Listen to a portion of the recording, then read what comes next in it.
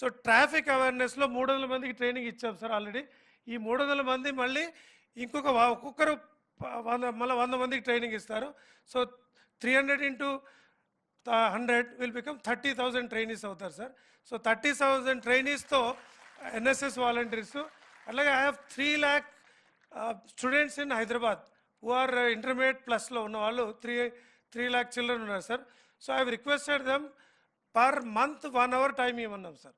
ఒక నెలలో 1 గంట మాత్రమే ఈ 3 లక్షల మంది పిల్లలు కనుక ఈ ట్రాఫిక్ అవేర్నెస్లో కనుక వస్తే ఏ జంక్షన్లో వాళ్ళ ఇంక దూరం కూడా వెళ్ళక్కర్లా. ఇప్పుడు మన కూకట్పల్లిలో ఉందనుకోండి, కూకట్పల్లి జంక్షన్ విపరీతమైన ట్రాఫిక్ ఉంటుంది. సో కూకట్పల్లిలో ఉండే జేఎన్టీయూ కానీ చుట్టుపక్కల ఉండే ప్రైవేట్ గవర్నమెంట్ కాలేజెస్లో ఉండే పిల్లలు వచ్చి వాళ్ళకి ఇచ్చిన అసైన్ డ్యూటీ ప్రకారం నెలలో 1 గంట సేపు ఎక్కడ వాళ్ళకి డ్యూటీ ఇస్తే అక్కడ ఫ్రీ లెఫ్ట్ దగ్గర ఒక ప్లకార్డ్ పట్టుకుంటారు, can you keep the free left free, లేదా can you walk when only green signal for pedestrians వచ్చినప్పుడే కదలండి, లేక క్రాసింగ్ చేయొద్దు, లేక ట్రిపుల్ రైడ్ చేయొద్దు, హెల్మెట్ పెట్టుకోండి అని వాళ్ళు ఏం మాట్లాడరు, ఎవరి మీద కేసులు రాయరు.